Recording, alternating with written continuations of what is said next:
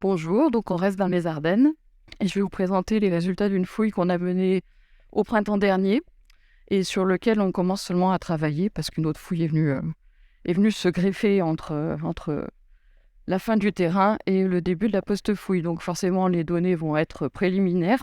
Notamment, on a commencé certaines des études, mais celles de l'étude du mobilier céramique et les datations par le radiocarbone ne sont pas encore faites. J'attends les résultats et donc forcément, on va avoir des datations que je propose qui sont sorties de terrain. Le site comporte essentiellement un établissement palissadé typique du premier âge du fer. Donc la fourchette chronologique sur laquelle je vais plus intervenir dans cette communication va se situer entre le Xe et le 5e siècle avant notre ère, donc très largement entre la fin du bronze final et le début de l'Athènes ancienne.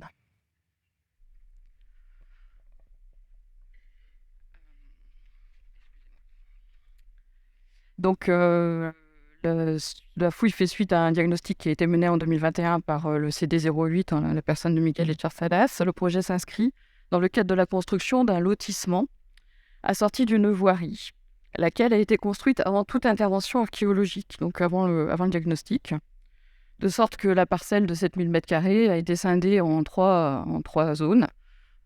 Donc une zone est, une zone ouest, la voirie qui traverse les vestiges et un petit complément au sud de l'emprise.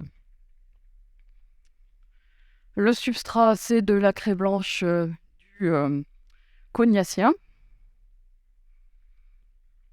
Donc je vous ai mis des photos, c'est une craie classique avec des inclusions de poches de graveluche, de poches limoneuses, des traces de perturbations liées aux glaciations et avec pas mal aussi de chablis. Donc la carte de chaleur vous montre un pendage du territoire depuis le nord-est vers le sud-ouest, la zone rouge étant la plus basse. Et donc c'est le pendage naturel en direction de la retourne qui s'écoule à environ 150 mètres au sud de l'emprise de la fouille. Outre cette craie, on a aussi repéré, qui avait déjà été vu au diagnostic, une zone sableuse qui vient s'insérer au milieu de la craie, et donc potentiellement un paléochénal. Donc on a fait une grande coupe et une analyse géomorphologique est en cours. Donc elle est réalisée par Sarah Davidou de GeoArcheon. Donc vous avez ici la photogrammétrie de la coupe. On ne l'a pas poursuivie sur toute la longueur parce qu'on avait les informations qu'on voulait. Et aussi parce qu'on est descendu jusqu'à 2,50 m et qu'après ça devenait un petit peu compliqué en termes vu que c'était sableux, en termes de sécurité. Donc les résultats, donc l'étude est en cours, mais les premiers résultats montrent que c'est bien un espace qui a connu une circulation d'eau, mais qui a aussi et surtout connu d'intenses épisodes de gel qui peuvent remonter soit au Drias, soit même avant le Würm, avant la dernière glaciation. À suivre, on a fait un prélèvement OSL, mais c'est pas dans le cadre de cette opération d'archéologie préventive qu'on pourra l'utiliser. Donc les premières attestations, selon moi, et ça va bien sûr dépendre des résultats du radiocarbone, c'est un ensemble de fosses situées à l'est de l'emprise, 4 fosses, qui offrent une morphologie un peu particulière. En plan, c'est des structures ovales ou circulaires qui font 2 à 3 mètres de longueur ou de diamètre. Simplement, les coupes montrent un comblement assez particulier parce que sous le premier niveau en cuvette limoneux classique, on a des cuvettes à fond plus ou moins plat qui présentent surtout un comblement carbonaté qui n'est pas sans rappeler les fosses mésolithiques qu'on vient de voir lors de la communication précédente. Donc il n'y avait pas de mobilier à l'intérieur, à part sur une où il y avait 2 fragments d'os de faune et un petit éclat de silex. On a donc entièrement prélevé le sédiment, on l'a entièrement tamisé et on n'a absolument rien trouvé de plus. En revanche, chacun des niveaux carbonatés nous ont livré des charbons, donc on attend les résultats du radiocarbone pour confirmer s'il s'agit ou non d'éléments anciens. Dans la partie sud de l'emprise et à cheval sur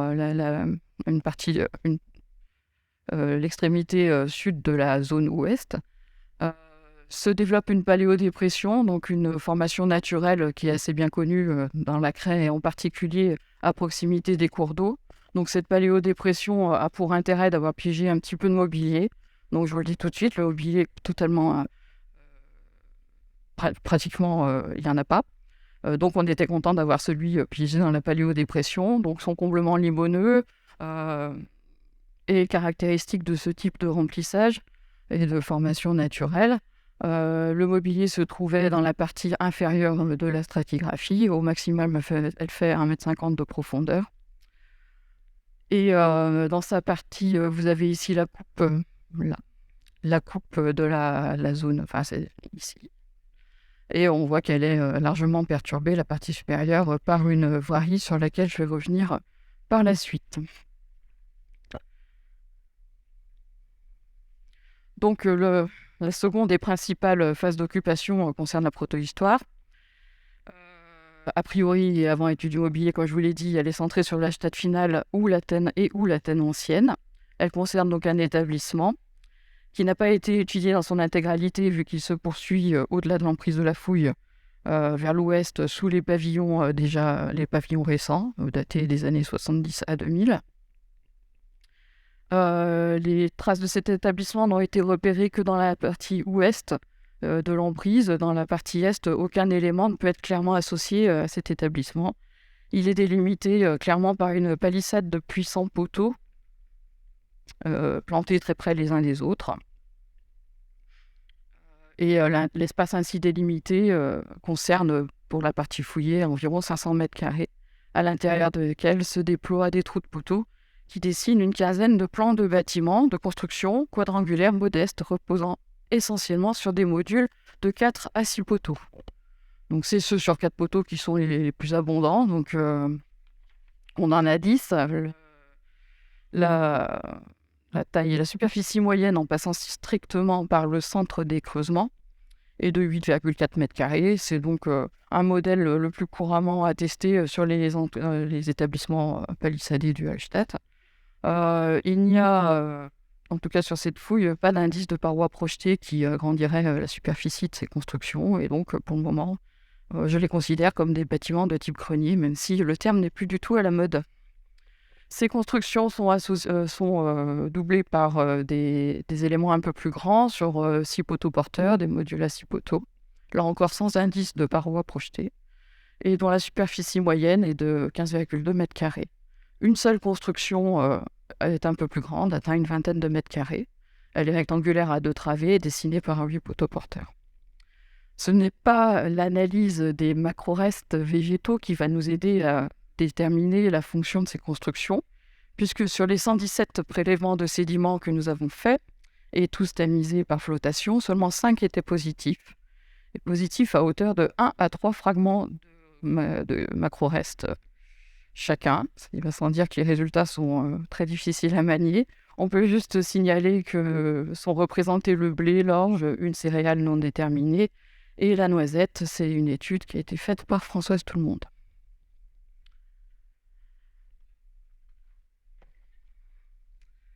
La palissade donc, est séparée artificiellement en 2 tronçons, artificiellement par la route moderne.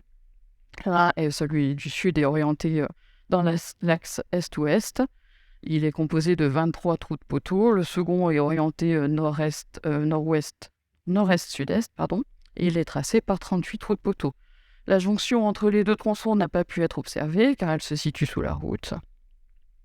Si on prolonge toutefois ces 2 tronçons en supposant un tracé régulier et un espacement constant entre les poteaux, comme on peut l'observer sur les tronçons qu'on a pu fouiller, au moins une quarantaine de poteaux supplémentaires auraient été inclus sous la voirie. De plus, c'est l'angle de l'enclos, donc potentiellement il y avait une interruption, voire une entrée type porche, comme on a vu ce matin dans l'Aube. Et en l'occurrence, on ne saura pas. Donc le type de délimitation pour les enclos, les établissements palissadés statiens, le type de délimitation sur poteaux plantés est moins courante que les fossés palissadés qui sont généralement de mise pour ces établissements, mais des comparaisons existent, et notamment une dans les Ardennes, sur un établissement fouillé par Nathalie Achard-Couron à Novy-Chevrières, donc on est juste à côté de Rethel, donc pas très loin, et qui est daté de l'Athènes ancienne. Deux approches ont été utilisées pour fouiller, deux approches méthodologiques pour fouiller cette palissade. Celle du sud a été entièrement fouillée à la main, tandis que celle du nord, celle orientée nord-sud, a été fouillée, a donné lieu à une approche semi-mécanisée. La première moitié des trous de poteaux étant fouillés à la pelle, tandis que la seconde a été traitée manuellement. Donc ce qu'il faut dire, c'est qu'il n'y a pas beaucoup de mobilier, mais on a trouvé autant de mobilier dans l'approche mécanisée que dans l'approche manuelle. En revanche, en fait, on a un gain de temps vraiment important dans la fouille mécanique. On n'a pas utilisé une mini-pelle, on a utilisé une grosse pelle avec un godette de 2,50 m, plus stable. On a pu attaquer les poteaux de front, et puis vous voyez ici donc les coupes qu'on a obtenues de cette palissade. Donc je reviendrai dans ma conclusion sur cet établissement eustatien. Je voulais continuer pour les autres périodes représentées sur le site, donc un petit peu d'antiquité sous la forme d'une voirie dont les vestiges sont les vestiges en creux, des ornières et de fossés bordiers. Ils s'inscrivent pour partie au sommet de la paléodépression. Je vous ai montré la coupe tout à l'heure. Et de l'autre côté à l'est, directement dans la craie. Une particularité de cette voirie est la présence dans les fossés d'une vingtaine d'extrémités osseuses, d'os longs des pieds et des membres de bovins. Ce sont des os qui ont été sciés et utilisés. Ce sont des déchets d'activité de tabletterie. Il s'agit uniquement de rejets liés à la première phase d'exploitation de la matière osseuse, au cours de laquelle les parties non utilisées sont immédiatement éliminées par l'artisan afin d'en exploiter la diaphyse. Donc les données de Frédéric Poupon. En plus, il y avait une monnaie, elle est en cours de restauration. Pour moi, pour le moment, c'est une monnaie type Okissa, donc on serait plutôt à la frontière entre le 1er siècle avant et le 1er siècle après. C'est pas ce que nous dit la céramique, mais l'étude n'est pas encore faite. Elle sera faite par Pauline de Nassimont. Et en revanche, on a aussi une monnaie trouvée dans un des fossés qui pointe le 3e, 4e siècle, puisque c'est un antonine. Je suis à l'aise. Ouais, non, mais il me fait perdre du temps. Donc, dans la partie ouest, au sud de l'établissement palissadé, un niveau limoneux s'insère entre le substrat et les limons de recouvrement. On a trouvé un peu de mobilier erratique, que je vous présente quand même, parce que dans cette couche, on a trouvé un fragment de céramique qui serait plutôt au 6e, 7e siècle, et aussi une monnaie particulière. C'est un petit bronze émis à Constantinople pour Théodose II ou Valentinien III, durant le 2e quart du 5e siècle. C'est une monnaie qui est très commune dans la partie orientale de l'Empire, mais qui se retrouve en revanche très rarement en Gaule, d'où l'intérêt de la présenter aujourd'hui. Une dernière phase d'occupation était attendue, mais n'était pas concernée par la prescription de la fouille. Il s'agit des aménagements en lien avec l'aérodrome militaire allemand de la Première Guerre mondiale, sur une petite portion duquel est implantée l'emprise de la fouille.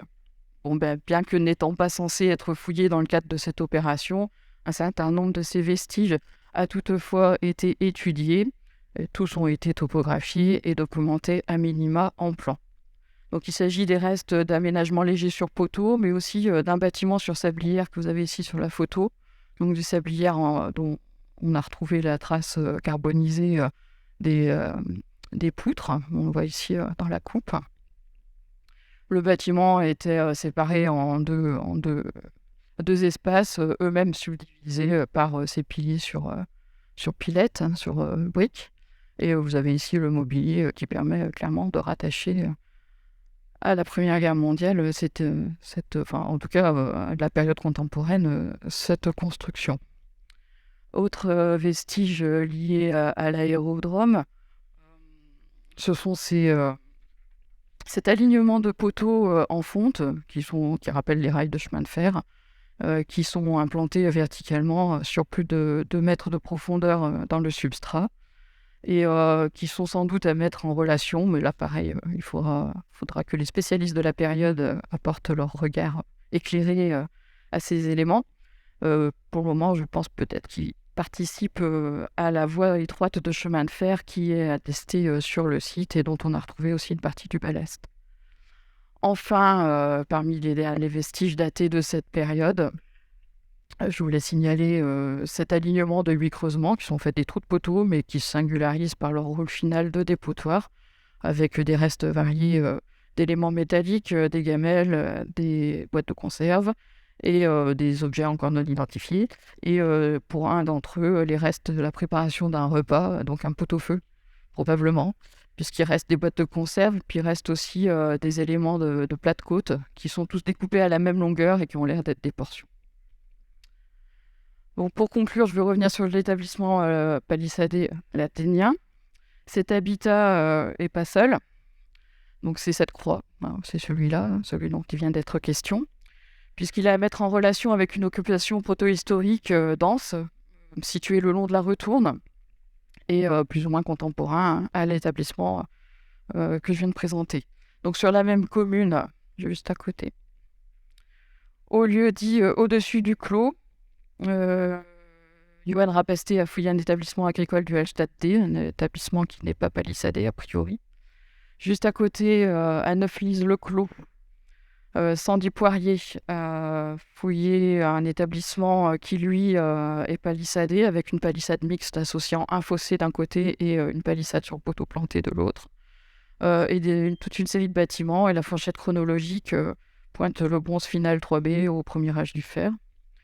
Juste à côté, Nathalie Achard-Coron a aussi fouillé un établissement qui lui semble ouvert, en tout cas il n'y a pas de palissade identifiée. Enclos palissadé qu'elle a daté en une fourchette encore plus large entre le bronze final et l'Athènes finale. Et si on suit le tracé de la Retourne, on arrive à Juniville à 7 km, où là encore un établissement palissadé a été fouillé par Delphine Ravry et qui est daté du bronze final au Hallstatt. Donc je tire cette image du rapport de Sandy Poirier, malheureusement c'est pas très clair, excusez-moi pour la luminosité. Donc c'est le secteur du Châtelet et de Neuflize, les fouilles, les opérations de fouilles qui s'y sont succédées, avec, j'ai juste rajouté sur la carte celui dont il est question aujourd'hui, celui de Johan, celui de Sandy et celui de Nathalie. Donc au total, 7,5 hectares ont été fouillés dans ce secteur. Il a mis en évidence la présence de 87 bâtiments sur poteaux porteurs, qui sont tous de petits modules, sauf chez Johan, où effectivement on a des architectures plus complexes. Deux des établissements, en tout cas, sont en partie palissadés, donc celui d'aujourd'hui et puis celui de Sandy. Au total, les sites se caractérisent par l'indigence du mobilier. Sur 7,5 hectares de fouilles, on a récolté une vingtaine de kilos de céramique, et c'est pas la fouille du Châtelet que je vous présente aujourd'hui qui va vraiment être bien, parce que il va vraiment compléter ce lot, vu qu'on a au maximum 1 kilo de céramique pour cette période. Et concernant la faune, c'est encore pire, vu qu'il y a à peu près 2 kilos de céramique au total récoltés sur ces 7,5 hectares fouillés. Les fourchettes chronologiques, évidemment, c'est difficile dans ces conditions. On a évidemment des sites qui perdurent dans le temps. On a des recoupements de bâtiments qui nous montrent que ces sites sont phasés. Mais évidemment, en faute de mobilier, c'est compliqué de comprendre la chronologie intra-site et de la chronologie entre ces différents établissements. On se situe quand même dans des fourchettes chronologiques larges, globalement centrées sur le bronze final 3B et le Hallstatt-D, donc entre 950 et 475.